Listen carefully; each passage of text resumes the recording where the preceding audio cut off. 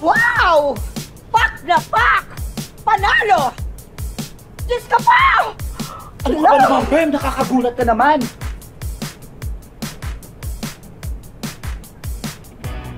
Good morning, Mr. Sean! Wow! Good morning, Fern! Teka, ano ba to? Ano nangyayari?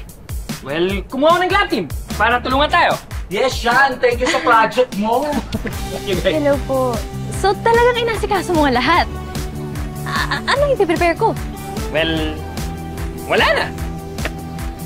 So, ano naman ako?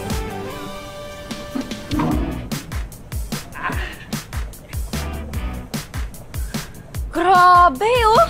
Iba talaga pag may budget!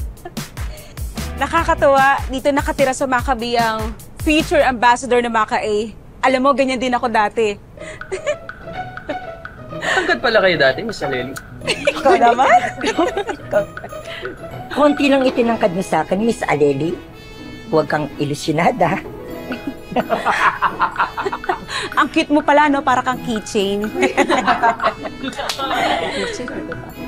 Ano nga po pala motive ng sports attire natin? Archery? Motocross? Archery na tayo.